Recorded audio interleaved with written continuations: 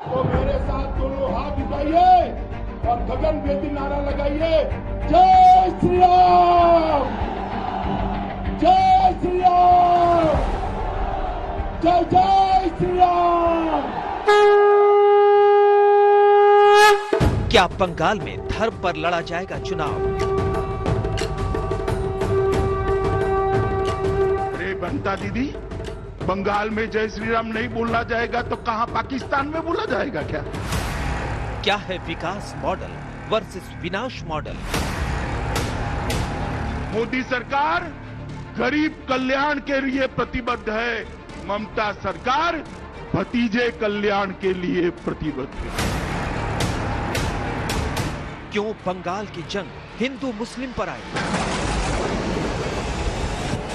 ये बंगाल के अंदर माहौल ऐसा कर दिया, जय श्री राम बोलना माने गुनाह है। श्री राम सीता रावण का क्या है काम? श्री परिवर्तन यात्रा है, सोनार बांग्ला बनाने की परिवर्तन यात्रा।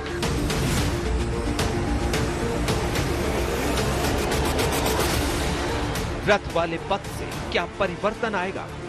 আমরা রাবণকেও দেখেছি, রাবণ ওই রথে করে সীতাকে হরণ করেছিল, সেটা রাবণ রথ। बंगाल में कौन होगा फेल, कौन होगा पास? মামাটি মানুষ জিন্দাবাদ, মামাটি মানুষ ধন্যবাদ। ममता का किला क्या जीत पाएंगे मोदी?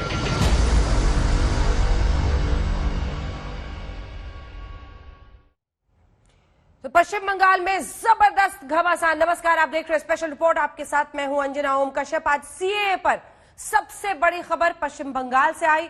अमित शाह ने ठाकुर नगर में सीएए पर बड़ा बयान दिया। बहुत लोगों के मन में सवाल है, सीएए कानून तो बन गया लेकिन आखिर लागू कब होगा? क्या बंगाल चुनाव से पहले नागरिकता देने का काम शुरू हो जाएगा? ये तमाम सवाल के जवाब आज अमित शाह ने दिए ठाकुर नगर की रैली में। बोले गृह मंत्री अमित शाह, कोरोना वैक्सीनेशन के बाद शुरू हो जाएगी प्रक्रिया। गृह मंत्री अमित शाह ठाकुर नगर में रैली कर रहे थे। कुल 2 रैलियां आज गृह मंत्री ने की है पश्चिम बंगाल में, और उसमें से ठाकुर नगर वाली रैली में उन्होंने कहा कि सीएए पर अभी फैसला यह है कि एक बार वैक्सीनेशन खत्म हो जाए उसके बाद सीएए की प्रक्रिया भी देश में शुरू हो जाएगी। अमित शाह ने बंगाल में 2 रैलियां की, एक रैली कूच बिहार में, दूसरी ठाकुर नगर में। रैली से पहले भी श्री मदन मोहन मंदिर में पूजा अर्चना, और उसके बाद बंगाल चुनाव को लेकर 3 बड़ी खबरें बताई। पहली खबर, सीएए कब से लागू होगी। दूसरी खबर, चुनाव में बीजेपी 2 से ज्यादा सीटें जीतेगी। और तीसरी, ममता बनर्जी तीसरी बार बंगाल की मुख्यमंत्री नहीं बनेंगी, ये अमित शाह ने कहा है।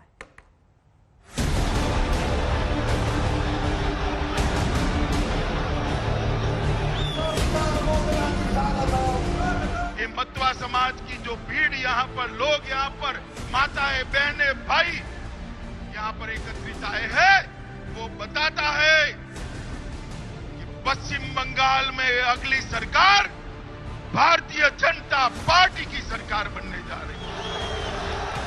परिवर्तन रैली के नाम पर बंगाल में आगामी चुनाव की राजनीतिक लकीर अमित शाह ने ठाकुर नगर की धरती पर खींच दी।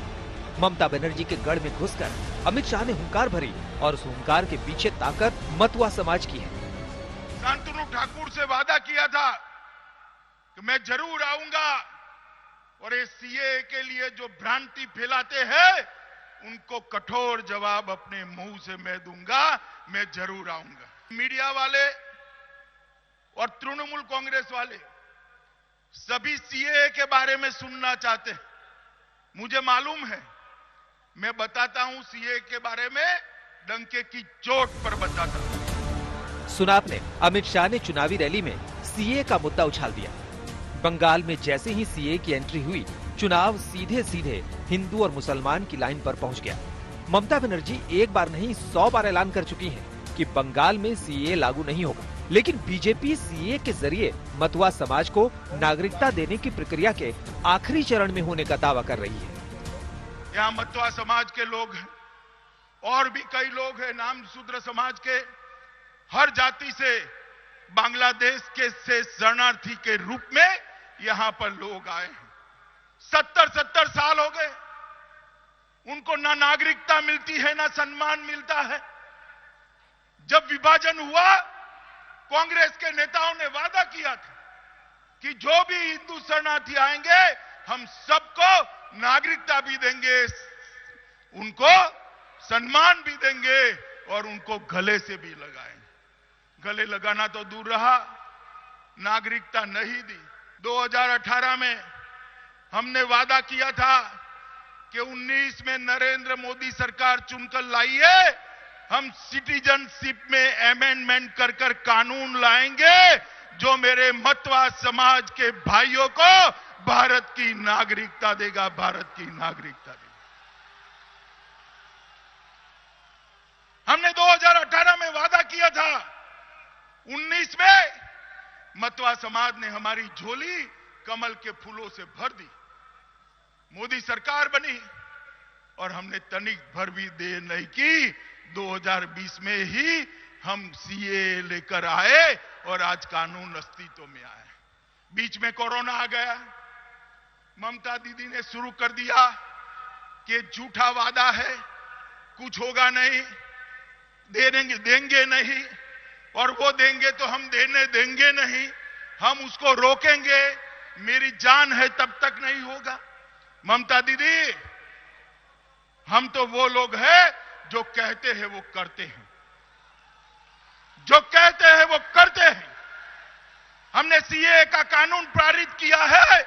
मैं आज इस पवित्र भूमि पर वादा कर कर जाता हूं, जैसे ही ये वैक्सीनेशन का काम समाप्त होता है, जैसे ही कोरोना से मुक्ति मिलती है, आप सभी को नागरिकता देने का काम भारतीय जनता पार्टी की सरकार समाप्त।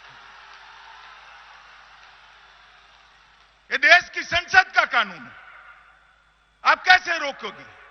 और वैसे भी अब रोकने की स्थिति में भी नहीं रहोगी, क्योंकि अप्रैल के बाद तो आप मुख्यमंत्री भी नहीं रहने वाली है ममता दीदी। विधानसभा चुनाव से पहले अमित शाह ने सबसे बड़ा दांव खेल दिया है। एक तरफ मतवा समाज को बड़ा मैसेज दिया तो दूसरी तरफ बंगाल के मुसलमानों से सीधी बात की। बहकाते, माइनॉरिटी के भाइयों बहनों को बहकाते कि आपकी नागरिकता चली जाएगी। मैं मुसलमान भाइयों बहनों को भी कहना चाहता हूं, सीए में किसी की नागरिकता लेने का प्रावधान नहीं है। आपकी नागरिकता नहीं जाएगी, उसमें नागरिकता देने का प्रावधान है। मेरे मतवा समाज के भाइयों बहनों माताओं को नागरिकता देने का काम करें, उनको गुमराह कर रहे हैं। मैं देश के गृह मंत्री नाते पवित्र मन से कहना चाहता हूं, सीए के अंदर एक भी मुस्लिम भाई बहन की नागरिकता चली जाए, इस प्रकार का कोई प्रावधान नहीं है। हम तो वो करना चाहते हैं। आपने सुना, अमित शाह ने ठाकुर नगर में सेकुलर राजनीति का संदेश दिया, लेकिन कूच बिहार की रैली से जय श्री राम वाली राजनीति पर बोले। बंगाल के अंदर माहौल ऐसा कर दिया कि जय श्री राम बोलना माने गुनाह है। अरे बनता दीदी, बंगाल में जय श्री राम नहीं बोलना जाएगा तो कहां पाकिस्तान में बोला जाएगा क्या? मुझे बताओ भाइयों, बताओ बहनों, जय श्री राम बोलना चाहिए या नहीं बोलना चाहिए? बोलना चाहिए या नहीं बोलना चाहिए? तो मेरे साथ दोनों हाथ उठाइए और गगनभेदी नारा लगाइए, जय श्री राम, जय श्री राम, जय जय श्री राम। अबे ममता दीदी को इससे अपना अपमान लगता है। क्यों ममता दीदी, आपको क्यों अपमान लगता है? पूरा देश और देश दुनिया भर में फैले हुए करोड़ों लोग हमारे आराध्य श्री राम को याद कर कर गौरव महसूस करते हैं, गौरव। मगर आपको तकलीफ होती है क्योंकि आपको तुष्टीकरण कर कर एक वर्ग विशेष के वोट चाहिए। क्यों भाई, इनके वोट नहीं है क्या? अमित शाह राम के सहारे हैं तो ममता ने रावण की एंट्री करा दी। রথযাত্রায় কে থাকবে? জগন্নাথ দেব থাকবে, বলরাম থাকবে, সুভদ্রা থাকবে। বিজেপির নেতারা কেন থাকবে? তারা কি জগন্নাথ দেবেরও থেকে বড়? তারা কি বলরাম থেকেও বড়? তারা কি সুভদ্রা থেকেও বড়? তাহলে কি বিজেপি নেতাদের আমাদের এখন পুজো করতে হবে? জগন্নাথ দেব ভেবে পুজো করতে হবে? আমরা রাবণকেও দেখেছি, রাবণ ওই রথে করে সীতাকে হরণ করেছিল, সেটা রাবণ রথ। রথ বের করেছেন বাবুরা, সেই রথে বিরিয়ানি, মাংস পোলাও থেকে, ছানা কাবাব থেকে শুরু করে, একেবারে সাজুগুজু থেকে শুরু করে, খানা পিনা থেকে শুরু করে, বিশ্রাম থেকে শুরু করে, গানা থেকে শুরু করে সব রেডি। যেমন 10 স্টার হোটেলে 10 তারা হোটেলে গেলে পাওয়া যায়, সেইগুলোকে রেখে দিয়েছে। দিয়ে নেতারা ফুর্তি করছেন, জনগণের টাকায় ফুর্তি করছেন, আর বলছেন তারা নাকি রথযাত্রা করছেন। আমি সরি, আমি দুঃখিত, আমি লজ্জিত যে জগন্নাথ দেবের রথযাত্রাকে এরা কালিমা লিপ্ত করেছে। ধর্মের নামে মনে রাখবেন এরা অধর্ম করছে। ममता अपनी ताकत लगा रही है और बीजेपी अपनी। आप इसे ऐसे समझ सकते हैं कि बंगाल चुनाव का ऐलान नहीं हुआ, लेकिन गूंज संसद तक सुनाई दी। ये कितना महत्वपूर्ण प्रदेश है, इसीलिए हम कर रहे हैं। हाँ, आप लोगों ने इसको इतना पीछे छोड़ दिया, हम तो इसको प्रमुखता देना चाहते हैं।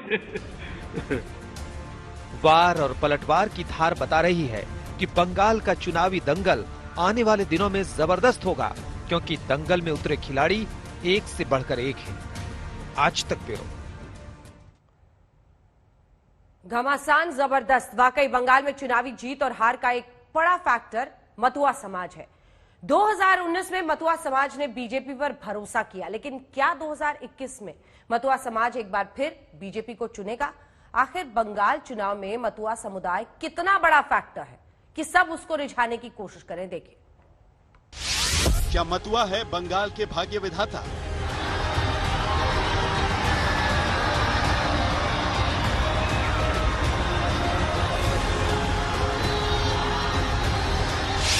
क्या सीए पर बीजेपी लड़ेगी चुनाव?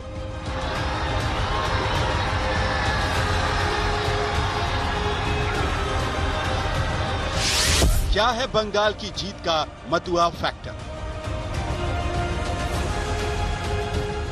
जिस ठाकुर नगर में अमित शाह ने बड़ी जनसभा की, वही ठाकुर नगर मतुआ समाज का गढ़ है। 2019 में बीजेपी ने बंगाल में कमल खिलाया तो इसके पीछे मतुआ समाज का समर्थन था। अब 2021 में बीजेपी मतुआ समाज के दम पर चुनावी जीत की रणनीति बना रही है। इतनी बड़ी संख्या में जहां तक नजर पड़े तक मुंड ही मुंड दिखाई पड़ते हैं। मतुआ समाज के मेरे प्यारे भाइयों और बहनों, आपके चरणों में मैं प्रणाम करता हूं। मित्रों, आज दूसरी बार मैं ठाकुर नगर की पवित्र भूमि पर आया हूं। कुछ परिस्थितियों के कारण मेरा दौरा रद्द हो गया, तो ममता दीदी बड़ी खुश हो गई कि चलो भाई अच्छा हुआ। अरे ममता दीदी, अभी बहुत देर है, अप्रैल तक मैं बार बार ठाकुरवाड़ी आऊंगा, जब तक आप चुनाव नहीं हारती तब तक आऊंगा।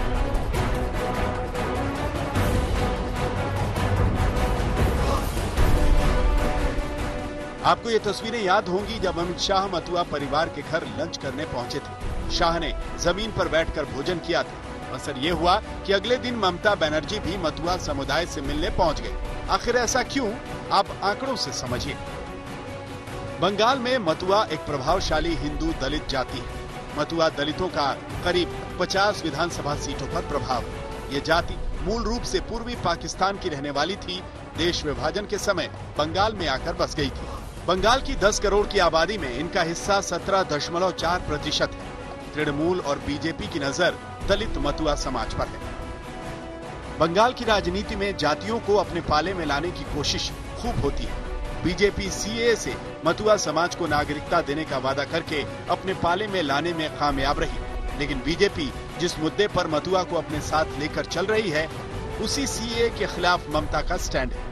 क्योंकि अगर ममता सीएए का सपोर्ट करती है तो मुस्लिम वोट बैंक से हाथ धो बैठेंगी। यानी इस मुद्दे पर चुनावी अखाड़े में दांव पेच में ममता पर बीजेपी 21 पड़ेगी। यही वजह है कि बीजेपी टीएमसी पर तुष्टीकरण का आरोप लगाकर जातियों को साधने में जुटी हुई है। आखिर जातियों का जाल कैसा है, आपको बताते हैं। बंगाल में 10 करोड़ की आबादी में 28% SC/ST है। राज्य की 294 में से 69 विधानसभा सीटें अनुसूचित जातियों के लिए आरक्षित हैं। 16 सीटें अनुसूचित जनजातियों के लिए आरक्षित हैं। 12 आरक्षित लोकसभा सीटों में से 2019 में बीजेपी ने 7 सीटें जीती। 5 सीटों पर तृणमूल कांग्रेस को जीत मिली। बीजेपी दलितों को अपने पाले में लाना चाहती है, जो टीएमसी के साथ है। ममता ने मतुआ समुदाय को अपने साथ रखने के लिए पत्ते खोल दिए हैं। मतुआ समाज को 1000 रुपए महीना वृद्धा पेंशन, मतुआ समाज के लिए विकास बोर्ड को 10 करोड़, करीब 5 लाख मतुआ को जमीन का अधिकार, आदिवासी देवताओं के देवस्थलों की मरम्मत। भले ही ममता पूरी ताकत झोंक रही है, लेकिन अमित शाह ने चुनाव में ममता की हार की बड़ी भविष्यवाणी कर दी है। 2017 में कहा कि हम 20 से ज्यादा सीटें जीतेंगे। उन्होंने कहा बड़ा अंडा आएगा, अंडा। मगर भारतीय जनता पार्टी को आप सबने 18 सीटें दे दी। हमारा राजू 20 और प्रामाणिक यहाँ पर बैठे, बहन देवश्री बैठी। मित्रों, आज मैं आपको कहने आया, जो ममता दीदी अंडे की बात करती थी, वो अपनी खुद की सीट ढूंढने में पड़ गई कि यहां से लड़ू या वहां से लड़ू, वहां से लड़ू या यहां से लड़ू, एक जगह से लड़ू या 2 जगह से लड़ू। क्यों ममता दीदी, क्या हो गया आपको? बांकुरा, पश्चिमी मिदनापुर, झारग्राम, पुरुलिया और बीरभूम में अनुसूचित जातियों और जनजातियों के प्रभाव वाले क्षेत्रों में बीजेपी अपनी जड़ें जमाने में लगी हुई है। लेकिन सीएए कानून के बावजूद अभी तक मतुआ समाज को नागरिकता मिली नहीं है। तो क्या 2021 में वो बीजेपी के साथ जाएगा, अभी कहना मुश्किल है। तो पश्चिम बंगाल के चुनावों के पहले स्पेशल रिपोर्ट में आप देख रहे हैं हर खबर जो आज दिन भर के चुनावी प्रचार से जुड़ी हुई है। हर मुद्दे की बिसात पर जैसे जंग छिड़ गई हो। जय श्री राम के नारे के साथ आज कैसे दहाड़ा है अमित शाह ने पश्चिम बंगाल में, और कैसे करारा जवाब दिया है ममता बनर्जी ने। देखिए, ममता दीदी फेल प्रशासक है, विफल मुख्यमंत्री है। अब समय आ गया है उनको बदलने का। मित्रों, इस बार बंगाल की जनता ने नरेंद्र मोदी जी के विकास के मॉडल और ममता दीदी के विनाश के मॉडल के बीच में पसंदगी करनी है कि बंगाल क्या चाहता है। ये बंगाल के अंदर माहौल ऐसा कर दिया कि जय श्री राम बोलना माने गुनाह है। अरे ममता दीदी, बंगाल में जय श्री राम नहीं बोलना जाएगा तो कहां पाकिस्तान में बोला जाएगा क्या? मुझे बताओ भाइयों, बताओ बहनों, जय श्री राम बोलना चाहिए या नहीं बोलना चाहिए? बोलना चाहिए या नहीं बोलना चाहिए?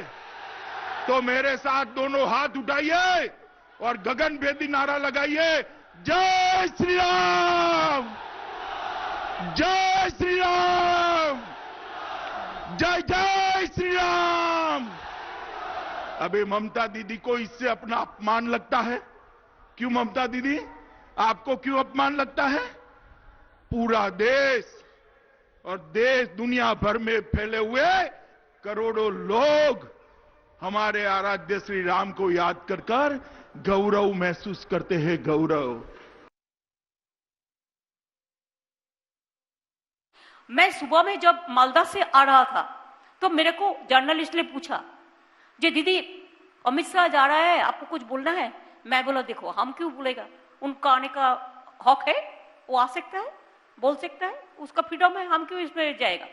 हम कुछ नहीं बोला। मैं तो एक लक्ष्मण का रेखा मैंने नहीं टूटा, लेकिन ये क्या किया, इधर में आके हमको धमकाता है, चमक दे रहा है, बोलता है देखा जाएगा, हम इसको बर्बाद कर देंगे, इसको यही करना पड़ेगा। What he thinks, I am his bonded labor, or I am his maid servant. What he thinks himself, I am not. हिम्मत है तो हमारे साथ लड़के देखे. एक शायरी है ना, सार पड़ोसी का तमन्ना आज हमारा दिल में है, देखते हैं जोर किसका बाजू एक तीर में है. हम इसी के लिए लड़ते हैं. अगर आप डरोगे तो मरोगे, डरना नहीं चाहिए. ट्रेलर ये है तो सोचिए आगे आगे क्या क्या होगा. आइए अब आपको दिखाते हैं. भ्रष्टाचार के मुद्दे पर भी अमित शाह ने घेरा, ममता बनर्जी ने उस पर भी जवाब दिया. मोदी जी ने 5 साल के अंदर बंगाल के विकास के लिए 3,59,000 करोड़ रुपया भेजा है. 3,59,000 करोड़. कितना भेजा है? जोर से बोलो भाई, कितना? जोर से बोलो, ममता दीदी को सुनना चाहिए. आपके गांव में कुछ आया है क्या? आया है क्या? कहां गया? कहां गया? कहां गया? ये भाईपो के गुंडे सारा उठाकर ले गए. बंगाल की जनता पर 3.5 लाख करोड़ नहीं पहुंचा. ममता बनर्जी जी और उनके भतीजे के लोग ये टोलबाजी और करप्शन में पैसा खा गए हैं. मित्रों, दिस इज अनफेयर. वो बीजेपी का एलिगेशन है और किसी का नहीं. छोटा से गांव में कौन पंचायत क्या किया है? हजारों लाखों पंचायत है. इसको तो पंचायत में करते हैं, हम लोग तो नहीं करते हैं. पंचायत में अगर कोई गड़बड़ भी हो उसमें भी गवर्नमेंट बंदोबस्त किया है. ये बात ठीक नहीं है. ये बीजेपी का प्रोपागेंडा था. सबसे करप्टेड तो बीजेपी है, भाजपा है. सब काला आदमी जाते हैं वॉशिंग मशीन में वॉश होके चला आता है. देखो, काला आदमी जाके सादा होके चला आता है, सफेद हो जाता है. क्या भाई है? इसको तरीका हम लोग को पता है. आज जो मैंने बोला ना, चोर की माई जोर से बोले, mother of thieves are south most. चोरेर माয়ের बड़ो गला. जो सबसे ज्यादा चोर है, डाकू है, वो बहुत बहुत बड़ा बड़ा बात करते हैं. चेहरा देखो.